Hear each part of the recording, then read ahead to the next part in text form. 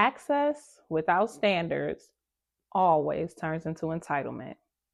In business and relationships, what you don't restrict early will disrespect you loudly later. The biggest regret of every stagnant entrepreneur is not that they failed, is that they let people get comfortable where clarity should have been required. Welcome back, y'all. I'm Markita. You can call me Kita, and I'm from Beneficial Bay. This right here is Go Deeper, Please. Here is a space where we stop pretending like business is logical and we admit that it's emotional, relational, and deeply patterned. It parallels everything we do as far as how we move through life. So we push past surface level conversations and give you something really worth listening to. Today, we're talking about boundaries. So let's start here on the surface. First, we have to define those boundaries. And this ain't one of them little episodes that motivate you and talk about, the cute aesthetic kind or the protect your peace, big quote energy. Not the ones that get reactive and you only set them once you are so exhausted and fed up. We're talking about early boundaries. The ones that you didn't set, the ones that you delayed, the ones that now not only are you paying for, but they added interest on top.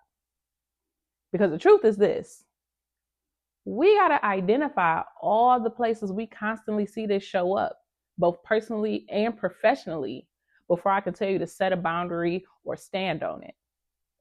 So let's stay here. In dating, when somebody won't commit early, we swear it's potential. And in business, when they don't call, we say it's patience. In dating, when that loyalty is vague, we just call it taking it slow, testing the waters. And in business, we call it relationship building. In dating, when respect is inconsistent, we just call that a miscommunication. And in business, we call it being flexible. It might be different words, but it's absolutely the same wound. And the reason that this hurts so bad is not because you didn't know better. It hurts because you knew early and you convinced yourself to wait. Most stagnation does not come from bad ideas. It comes from good people staying way too long without a defined structure. But this is the thing about boundaries, though. If it feels awkward to set them early, it's going to feel unbearable to fix them later. So sit with that. Now, it's time for us to go deeper. Please. Now, personally and professionally, I don't know about y'all, but I've been there, done that. So as somebody who's tested these waters, I'm going to stand up in this and say, it's not that deep. Can we just be transparent? The pain that you're feeling is not because people cross your boundaries. That pain that we all have felt or are feeling is because you realize they crossed them because we never even established them. And now establishing them feels like betrayal instead of leadership. Because once people get used to a certain version of you, any upgrade of that feels like rejection. And that is where guilt starts to sneak in. You start tripping and you start thinking, am I being harsh? Am I changing? Am I asking for too much? Let me free you. The answer is no. You are just charging correctly now because you finally realized and accepted your worth. So I'm not shaming today, but I am going to help you eliminate the illusions, because you didn't avoid boundaries because you were careless. You avoided them because At the time, they were working, especially in the beginning. Now, me and you going to walk through this slowly because I'm about to tell you the main ones we mess up, the lies we tell ourselves about them, and what it actually costs us in the long run. First lie we tell ourselves when it comes to boundaries, or the first mistake we make, right? You mistook their patience or your patience for loyalty. And in relationships, they didn't choose you, but they didn't leave neither. So you stayed too. And in business, they didn't commit, but they kept calling. So you stayed available. And the lie we tell ourselves is, oh, if I'm consistent enough, eventually they're going to meet me there. Like I'm going to be able to get it. It's going to pay off. And the cost is you trained them that your loyal did not require reciprocity. Consistency without commitment teaches people how to use you. So you got to be better to you. Second mistake, you rewarded effort instead of results. We say stupid stuff like, well, they're trying.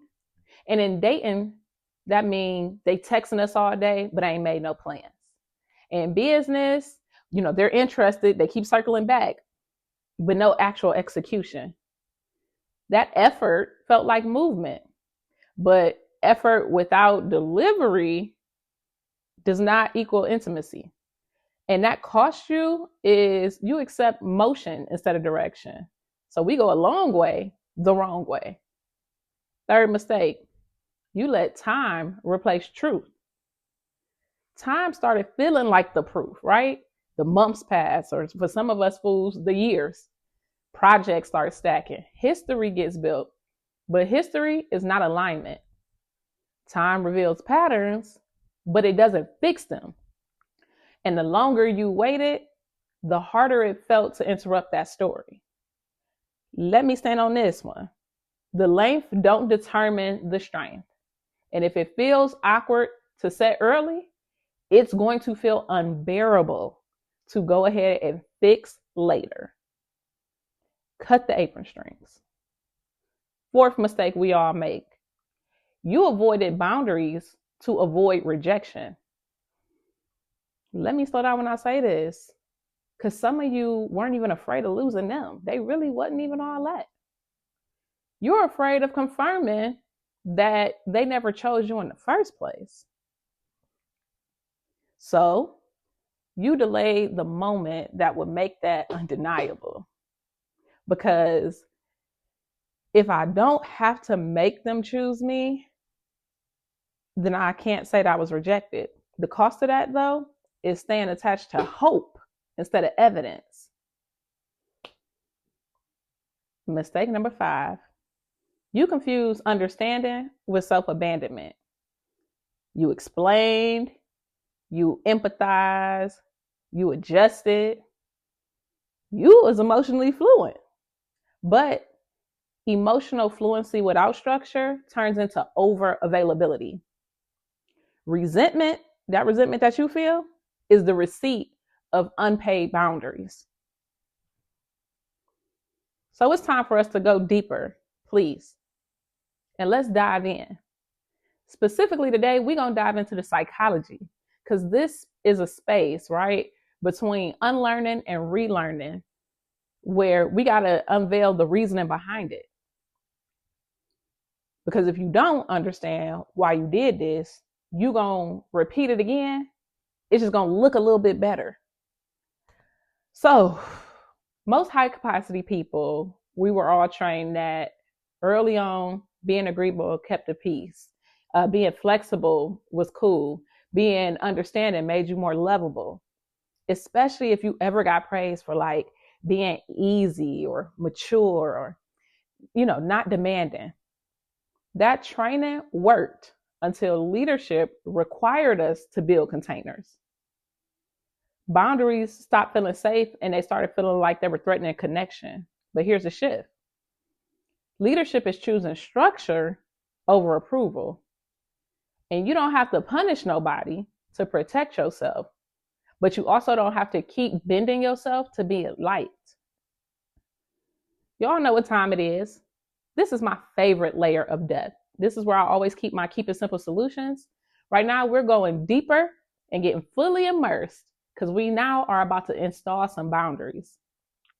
Boundaries are not ultimatums. They're conditions for access. So let's go step by step. I'm just gonna call it how to set boundaries. I don't got no cute language. I just got necessary facts.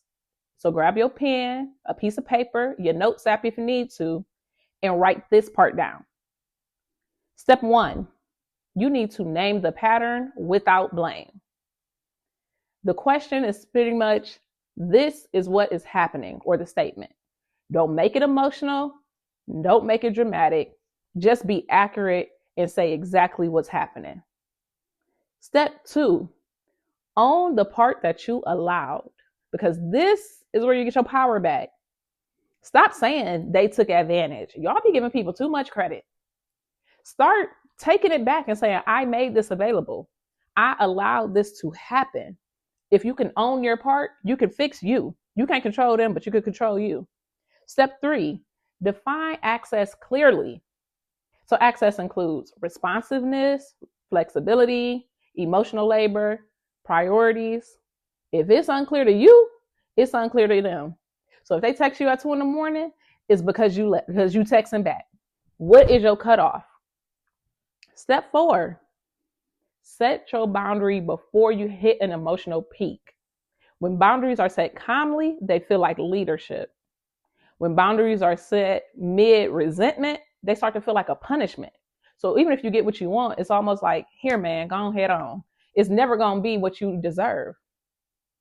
Next, tie the access to behavior. Not promises, not potential, just their patterns. They are what they do, not what they'll do later. Not what they might do, not what they gonna do. What have they done and what are they consistently doing? Step 6, let that discomfort exist. Y'all so scared of silence. It's not danger, and distance ain't disrespect. Let people adjust accordingly, because they either gonna get closer and they're gonna fall in or fall out. Step 7, enforce once and watch how they move. You do not need to explain or convince. Their response is the answer that you needed. Don't keep looking for them to change it just because it's not what you wanted from them. And now our last layer of depth for today. This is the point of no return. Because we done went so far out there, there's no way that you can go back to being how you were. Here's the thought you can't unthink. If somebody only respects you after you're exhausted, they never respected you. They only respected your breaking point. So you can't act like you didn't see this now. And in the next episode, we're going to talk about the hardest part of all of this. How to hold your boundary when that guilt starts showing up. How not to backslide. How not to negotiate yourself back into being stagnant, especially when a little bit of traction comes or a little bit of comfort starts to happen. You got to learn how to stand on business, especially if you want to be about business in your business. If this episode didn't just resonate, but it actually clarifies something, that ain't random. Some of y'all don't need motivation. You need a diagnosis. And that is where the alignment pre-screen and the alignment audit quietly exists. No pressure, no persuasion. It's not even for public consumption. It's literally just you and yourself. And you got to tell yourself the truth to fix it. Stop leaking energy where loyalty never got secured. And in the next episode, we're going to talk about standing on it. Y'all stay with me because I'll be back. Bye.